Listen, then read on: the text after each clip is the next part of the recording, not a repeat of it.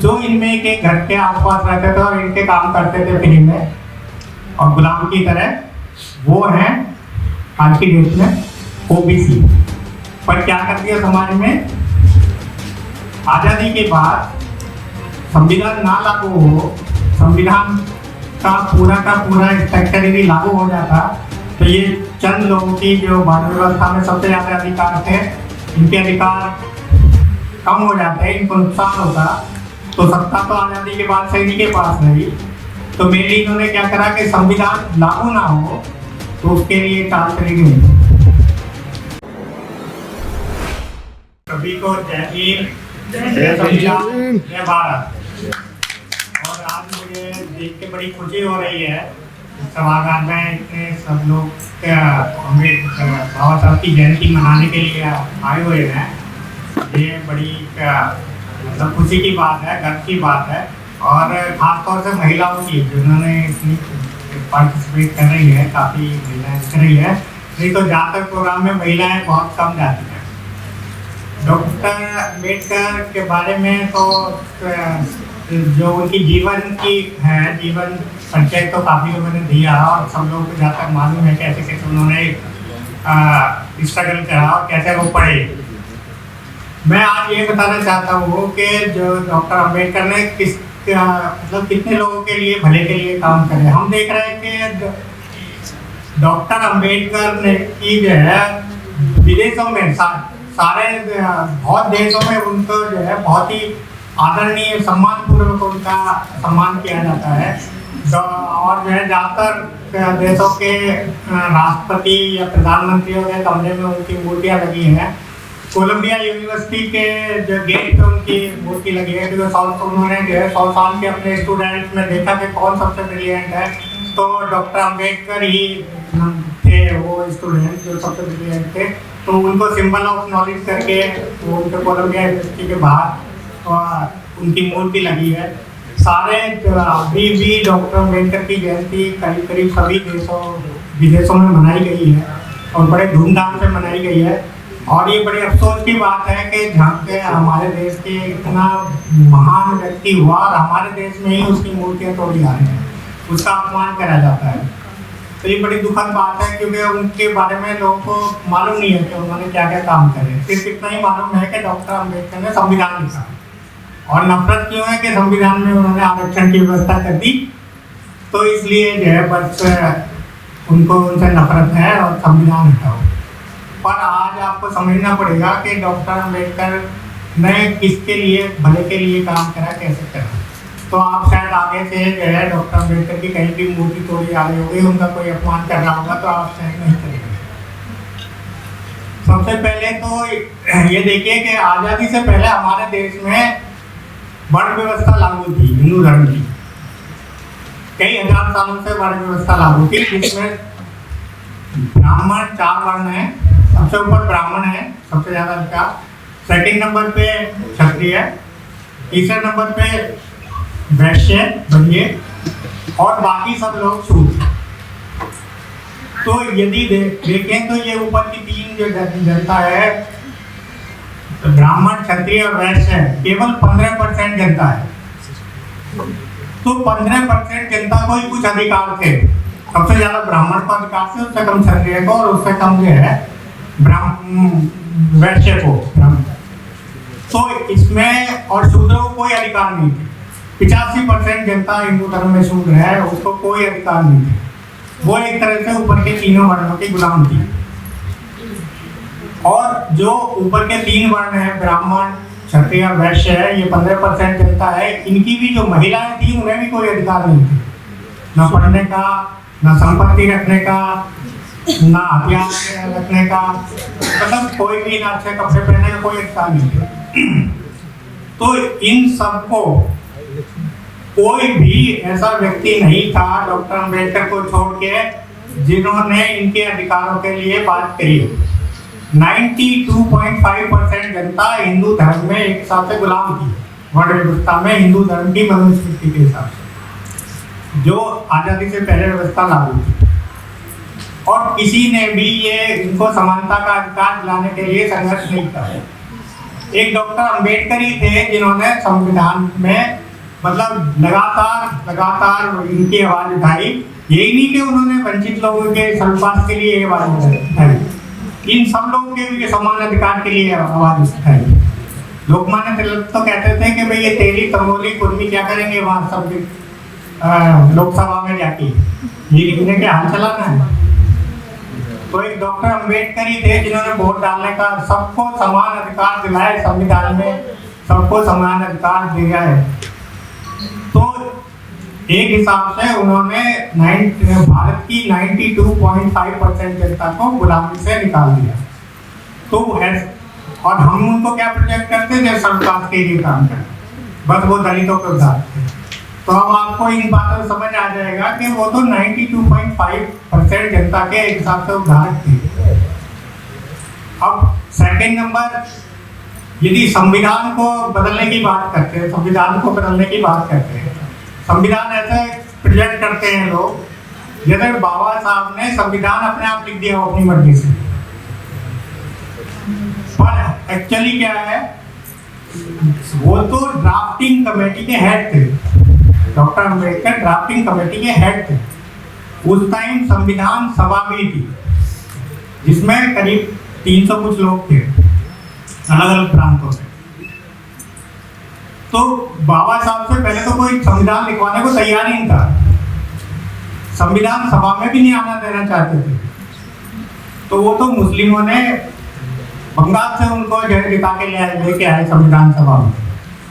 वो भी जब पार्टीशन हुआ तो वो वाला एरिया जानबूझ के उन्हें बांग्लादेश उधर पाकिस्तान में डिवीजन के टाइम में पाकिस्तान में भेज दिया। तो उनसे तो कोई संविधान लिखवाना भी नहीं चाहता था, इतनी नफरत करते थे। तो सोचिए संविधान कैसे उनको संविधान लिखने को मिला, ये भी एक बड़ी पॉइंट है। तो वह ये कि गांधी जी एंड पार्टी ने सबने जो है पूछा, जो भी उस टाइम के बड़े से बड़े विद्वान थे इंडिया में, मेनली तो ब्राह्मण ही लोग थे जो पढ़े लिखे थे ज़्यादा, और बैरिस्टर थे, सभी डिग्रियाँ लिए, उनसे सबसे पूछा गया संविधान लिखने के लिए। पर सबने हाथ उठा दिए कि नहीं, हमारे बस की संविधान लिखना नहीं है। तो फिर निश्चित ये हुआ कि ब्रिटिश में इंग्लैंड में एक जो है प्रोफेसर जिग्निस थे संविधान विशेषज्ञ, कि उनसे संविधान लिखवाया जाए। तो गांधी जी ने एक टीम जो है वह भेजी प्रोफेसर जिग्निस के पास इंग्लैंड में कि भाई हमारे देश का संविधान लिख दो। तो वो प्रोफेसर जिग्निस ने कहा कि भाई मेरे से तो कई गुना विद्वान व्यक्ति तुम्हारे देश में ही पढ़ा हुआ है, उससे संविधान क्यों नहीं लिखवाते? अब तो जिनके पास कोई जवाब नहीं रहा, कैसे कहते? तो ये आए और गांधी जी को रिपोर्ट करा। तो तब जो है उन्हें संविधान लिखने को दिया गया इस कंडीशन पे। संविधान का ड्राफ्टिंग कमेटी का हेड बनाया और बॉम्बे से एक सीट खाली करा के वहां से जिता के संविधान सभा में लाया गया। अब कहते हैं, आप देखिए कि क्या बाबा साहब ने खुद ही संविधान अपनी मर्जी से लिख दिया? नहीं, संविधान सभा में करीब, मैंने बताया एग्जैक्ट नंबर तो मुझे याद नहीं, 300 कुछ लोग थे संविधान सभा में, अलग अलग प्रांतों से उनसे आए थे, कुछ नॉमिनेट व्यक्ति थे। तो बाबा साहब ने कई देशों के संविधान पढ़े और पढ़ के जो अच्छी अच्छी चीजें थी वो संविधान सभा के सामने रखी, और जो विषय उसमें पास हो गए, जो क्लॉज उसमें संविधान सभा में पास करे कि भाई ये ठीक है संविधान, और वही फिर जो है लोकसभा में डिस्कस होते थे उस टाइम की। और तब जो दोनों सभा में पास होने के बाद वो संविधान में रखी गई है सारी चीजें, सारी वस्तु। तो कोई संविधान डॉक्टर अम्बेडकर ने अपनी मर्जी से नहीं लिख दिया। संविधान में जो चीजें लिखी गई हैं वो उस टाइम की संविधान सभा ने पास करी है और लोकसभा ने पास करी है। और यदि देखा जाए उस टाइम संविधान सभा में कौन लोग होंगे? जो लोग देश की आज़ादी के लिए लड़े, जिन लोगों ने देश को आज़ादी दिलाई। लोकसभा में भी वही लोग थे जो जिन लोगों ने देश को आज़ादी दिलाई, देश की आज़ादी के लिए लड़े। तो जैसा हमारे जो पूर्वज थे जिन्होंने देश की को आज़ादी दिलाई और जो देश को जैसा चाहते थे, जैसा देश चाहते थे आज़ादी के बाद का, वो संविधान में लिखा हुआ है। तो ये हमारे जो पूर्वज थे जिन्होंने कुर्बानी दी, देश को आज़ादी दिलाई और जो देश के लिए संघर्ष करा जिन्होंने, तो उनका सपना है संविधान। ये मत मानिए कि डॉक्टर अम्बेडकर ने अपने देश बना दिया, तो वो जैसा देश चाहते थे वो है संविधान में। तो ये जो संविधान बदलना चाहते हैं ये बड़ी साजिश है, क्योंकि यदि संविधान बदल गया तो ये 92.5% जनता को जो आज बराबर का अधिकार है ये सब खत्म हो जाएंगे, तो फिर से वही गुलामी में आप आ जाओगे। तो सबसे मेरा वो अनुरोध है कि सबको ही बताएं कि डॉक्टर अम्बेडकर ठीक है, वो एक अनुसूचित जाति में पैदा हुए, पर उनसे पढ़ा लिखा विद्वान आज तक इस देश में नहीं हुआ। पूरा वर्ल्ड के 4 लोग हैं जो उनके बराबर पढ़े लिखे हैं। उन पे 36 डिग्री थी और 8 भाषाओं के ज्ञाता थे वो। इतने बड़े ज्ञानी के द्वारा लिखा गया संविधान, और जो उस टाइम की संविधान सभा और लोकसभा ने पास करा, उसे चंद लोग कहते हैं संविधान बहुत खराब है। और विदेशों में क्या क्या है हमारे देश के बारे में, यदि भारत से कुछ भी हमें लेना है तो 2 ही चीज है, या तो संविधान, भारत का संविधान, या बुद्ध के विचार।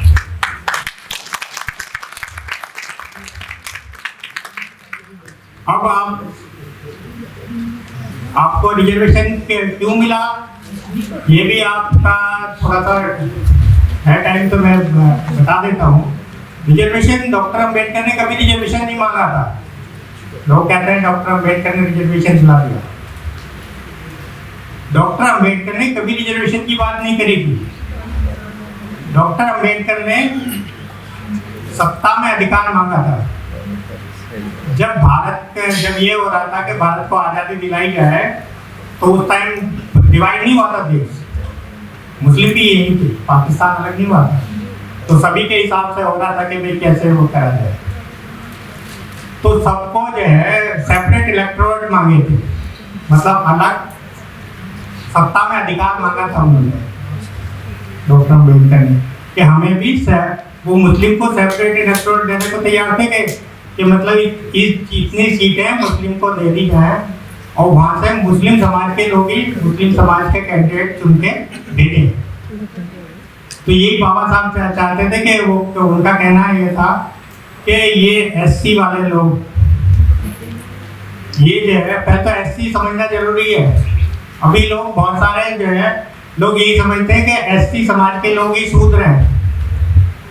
हिंदू धर्म में ब्राह्मण, क्षत्रिय, वैश्य को छोड़ के आप समझ सकते हो चौथा वर्ण शूद्र है। 85% जनता शूद्र है। अब 85% जनता में ये एससी एसटी कहाँ है, ये कौन कहाँ से क्या अलग हो गए। तो ये शूद्र 2 टाइप के शूद्र हैं। एक तो वो जो मतलब अनटचेबल, अछूत बना दिए गए, जिनका छूना भी लोगों को वो अपवित्र होते थे, जिनके छूने से भी कुछ एक निश्चित दूरी कर दी गई, ठीक से पास आने से भी वो छूट है, मतलब दूसरा हो जाएगा, दूसरा अपवित्र हो जाएगा। इनके मंदिर में जाने से भी भगवान भी अपवित्र हो जाते हैं। इतनी बड़ी ये शक्ति है इनके अंदर कि ये यदि भगवान के मंदिर में चले जाए और वहाँ को पूजा पाठ कर लें तो भगवान भी अपवित्र हो जाते हैं, उन्हें भी शुद्ध करना पड़ता था। होना तो ये चाहिए था कि भाई कोई शूद्र भगवान के मंदिर में जाके अछूत अनटचेबल कोई भगवान के मंदिर में जाके पूजा पाठ करके बाहर निकला है तो वो पवित्र होकर बाहर निकले भगवान के उससे, भगवान की पावर थी। पर यहाँ तो इसका पावर इतनी ज़्यादा थी कि भगवान भी इससे पवित्र हो जाते। गंगा में नहाले तो गंगा सबके पाप धो देती है, पर इनसे गंगा भी अपवित्र हो जाती है।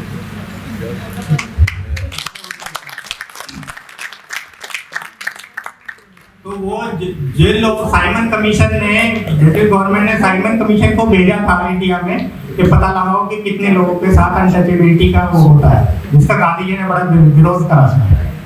तो साइमन कमीशन ने जो लिस्ट बनाई कि हर स्टेट वाइज उन्होंने लिस्ट बनाई थी कि ये लोग जो है इन लोगों के साथ ये जो जातियां हैं जिनके साथ अछूत का व्यवहार होता है, अनटचेबल है।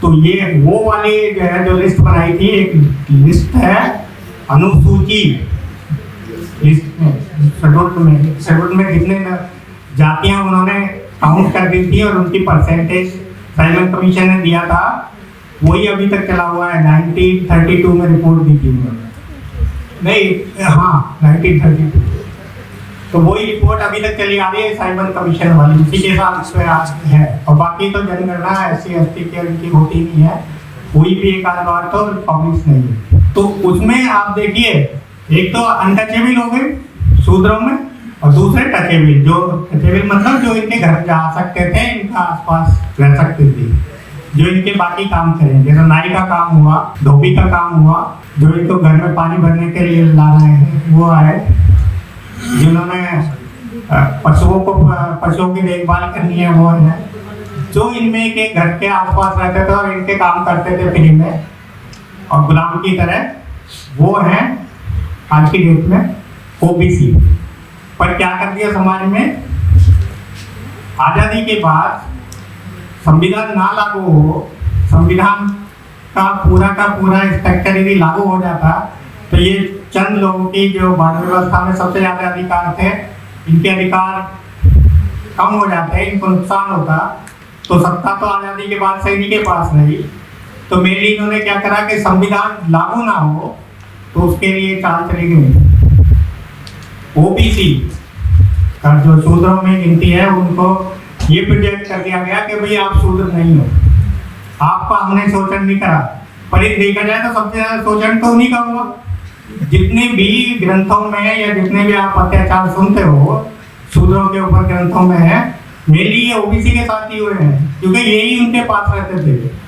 सर्वकास्ट वाले तो अनटचेबल थे, ये तो बहुत दूर, गांव से भी दूर रहते थे, गांव में इनका आना भी अलाउ नहीं था, तो इनके साथ क्या अत्याचार होते।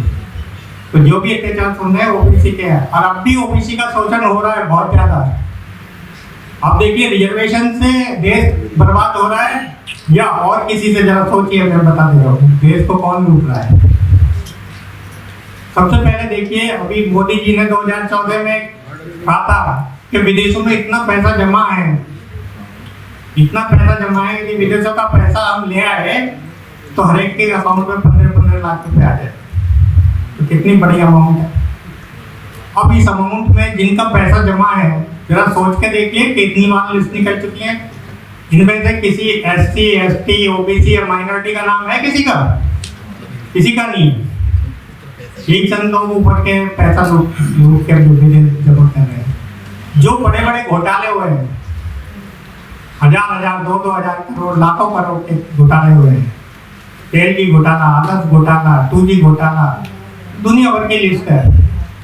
इनमें किसी है नाम SC ST OBC का या माइनॉरिटी का, मुसलमानों का, क्रिश्चियंस का? किसी में नहीं है। जो अभी पैसा लेके विदेश भाग गए लोग, बैंकों का पैसा नहीं दे रहे, है इनमें किसी का नाम? तो देश बर्बाद इससे नहीं हो रहा, जितना आरक्षण से बर्बाद नहीं हो रहा, जितना आरक्षण से कहाँ बर्बाद है। आरक्षण यदि देखो तो आरक्षण तो गवर्नमेंट में यदि देखोगे तो क्लास 1 और 2 में, तो क्लास 4 में तो खत्म ही कर दिया आरक्षण। क्लास वो कुछ कर भी नहीं सकते थे। क्लास 1 और 2 A और B में तो जो है कुल 8% है सरकार, 8 या 9% अभी तक। 74 साल हो गए, जो कुछ चेंज ला सकते हैं। तो ये सोचने वाली बात है कि आरक्षण को, और आरक्षण से कहीं भी आज तक स्टडी ऐसी नहीं हुई। एक स्टडी हुई रेलवे की, कहीं ऐसी स्टडी नहीं हुई कि जहाँ आरक्षण से लोग आए हैं उसमें क्वालिटी में कुछ गिरावट आ गई हो उसके डिपार्टमेंट के वर्किंग में। रेलवे में स्टडी हुई थी, उसमें कहीं ऐसा नहीं था कि उसकी क्वालिटी में कोई गिरावट आ गई। सही पूछो तो ये जो रिजर्वेशन से लोग आ रहे हैं, यही बड़े ईमानदारी और उससे मेहनत से काम कर रहे हैं। अब मैं एक थोड़ा सा, हाँ, जो मैं बता रहा था रिजर्वेशन का, रिजर्वेशन कैसे मिला। तो बाबा साहब ने तो सेपरेट इलेक्टोरेट मांगे थे कि ये हिंदू धर्म का हिस्सा नहीं है। जो हिंदू इन्हें अछूत मानते हैं, इन्हें इनके साथ बैठ नहीं सकते, खा नहीं सकते, इनको कहीं भी अपने पास नहीं आने देते। अंदर इनसे जहाँ कुत्ता भी पानी पी सकता है, जानवर पानी पी सकते हैं, उस तालाब से पानी नहीं पी सकते। तो ऐसे हालात में ये हिंदू कैसे हुए? तो उन्होंने ब्रिटिश गवर्नमेंट को रिप्रेजेंट करा कि इन्हें सेपरेट इलेक्टोरेट चाहिए। गांधी जी इसका विरोध कर रहे थे। तो उन्होंने क्या करा, ब्रिटिश गवर्नमेंट इनकी बात को मान गई और सेपरेट इलेक्टोरेट 87 सीटें ऐसी दी थी कि जहाँ से एससी के शेड्यूल कास्ट के कैंडिडेट को शेड्यूल कास्ट के कैंडिडेट ही वोट डाल के उनको भेजेंगे इलेक्टोरेट में। तो यदि वो कैंडिडेट जाते हैं तो एक्चुअल में वो हमारे रियल रिप्रेजेंटेटिव होते, क्योंकि उनको वोट शेड्यूल कास्ट के लोग ही डालते हैं। आज सीटें उससे ज़्यादा हैं, 130 या 34 सीटें हैं, पर वो कैसे कैंडिडेट जाते हैं? जहाँ से रिजर्व सीट है, मान लो कहीं के आप गाजियाबाद की लगा ली या बुलंदशहर की लगा लो, रिजर्व सीट है एमपी की, तो वहाँ से जो कैंडिडेट खड़े हुए हैं वो तो चारों के चारों शेड्यूल कास्ट के हैं। तो शेड्यूल कास्ट की वोट तो 4 में डिवाइड हो गई। कैंडिडेट कौन जीतता है? जैसे दूसरे कास्ट के जिताना चाहते हो, और दूसरी कास्ट का कैंडिडेट जब जीत के जाता है तो वो उन्हीं के लिए काम करता है। आज देख लीजिए लोकसभा में कभी भी किसी भी शेड्यूल कास्ट के जो सांसद हैं कोई नहीं बोलता शेड्यूल कास्ट पे कितने अत्याचार हो रहे हैं, उनके फेवर का बिल बनाया जा रहा है, उनके अगेंस्ट में बिल बनाए जा रहे हैं, तब भी कोई नहीं बोलेगा। उन्हें वो चाहे तो इतने 134 हैं, चाहे तो सरकार गिर जाएगी, उनके पर सरकार नहीं बन सकती, पर कोई नहीं बोलता, सबके मुंह पर पट्टी लगी हुई है, क्योंकि वो हमारे रिप्रेजेंटेटिव नहीं है। वो तो दूसरों के वोट से जो जीत के जाते हैं वो ही जाएगी। पर जो ब्रिटिश गवर्नमेंट ने दिया था 87 वाला, तो कम से कम वो 87 तो जीत के जाते, तो 87 बहुत संख्या होती है। 87 ये शेड्यूल कास्ट की वोट से जीत के जाते तो वो एक्चुअल रिप्रेजेंटेटिव होते। तो इसके अगेंस्ट में गांधी जी ने जो है नर्मदा जेल में थे, उस टाइम जेल में ही हमने तो वो कर दिया आमंत्रण, और वो बैठ गए कि नहीं ये नहीं होने दूंगा, मैं इन्हें हिंदुओं से अलग नहीं रखूंगा। और उसमें वो अनशन में बैठ गए, और अनशन में जब ब्रिटिश गवर्नमेंट ने कह दिया कि यदि डॉक्टर अम्बेडकर से कुछ समझौता कर लेते हो तो हम मान लेंगे, नहीं तो हमारा डिसीजन बिल्कुल ठीक है। तो बहुत प्रेशर पड़ा डॉक्टर अम्बेडकर पे, और गांधी जी के मरने जैसी हालत हो गई। तो डॉक्टर अम्बेडकर और गांधी जी के बीच समझौता हुआ पूना पैक्ट के नाम से। उसमें ये जो है रिप्रेजेंटेटिव ये दिया गया, रिजर्वेशन वाली व्यवस्था उसमें करी गई कि जो जनसंख्या के हिसाब से गवर्नमेंट जॉब्स में शेड्यूल कास्ट को गवर्नमेंट जॉब्स में और राज्यसभा लोकसभा इनमें सब में प्रतिनिधित्व मिलेगा। तो ये डॉक्टर अम्बेडकर ने कभी नहीं मांगा था, ना उन्होंने कहा, ये गांधी जी का पूना पैक्ट में, और ये कोई फ्री में नहीं मिल गया कि भीख में मिल गया, ये उस कम्युनल अवार्ड के बदले में है, जो कम्युनल अवार्ड ब्रिटिश गवर्नमेंट। तो आप समझ सकते हैं कि उन्होंने नहीं मांगा था, ये गांधी जी ने दिया कम्युनल अवार्ड के बदले में, ना कि कोई फ्री में मिला हुआ। तो आप सभी से मेरा ये अनुरोध है कि डॉक्टर अम्बेडकर को पढ़ें और ये समझें कि उन्होंने कोई शेड्यूल कास्ट के लिए मसीहा नहीं है कि शेड्यूल कास्ट के लिए काम करा, वो तो महिलाओं के भी मुक्तिदाता, महिलाओं के लिए हिंदू कोड भी लिखा, उसमें अधिकार है।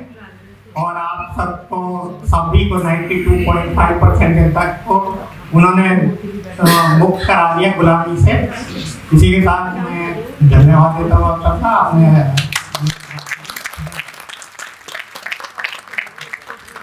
संक्षेप में डॉक्टर अशोक जी ने आपको सब कुछ बताया कि मंजिल को पाना है तो हौसला साथ रखना, और किसी के प्यार को पाना है तो एतबार।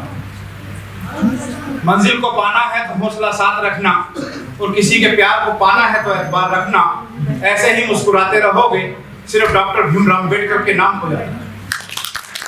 तो हमने यार जवानी देखी है, हर गांव गांव बस्ती बस्ती की यार कहानी देखी है, खेत और खलियान थे उनके, उस पर अपनी पिटती जवानी देखी। हमने यार जवानी देखी है, हर गांव गांव बस्ती की यार कहानी देखी है, खेत और खलियान थे उनके, उस पर अपनी पिटती जवानी देखी है।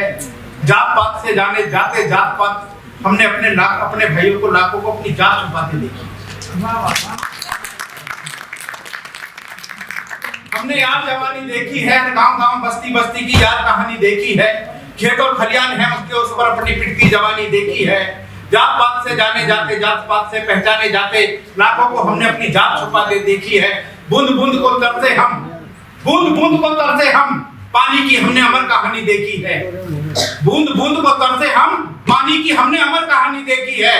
जिसको पीते थे मवेशी जानवर, जिसको पीते थे मवेशी, उस पर अपनी पिटती जवानी देखी है। तो हमारे बीच में हमारे डॉक्टर कटारिया जी हैं, वो आए और अपने विचार रखें। जोरदार तालियां।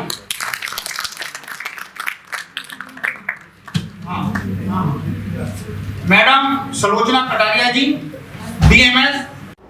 सब्सक्राइब करें आपके अपने चैनल समता आवाज टीवी को, बेल आइकन दबाना ना भूलें सबसे पहले हमारी वीडियो देखने के लिए।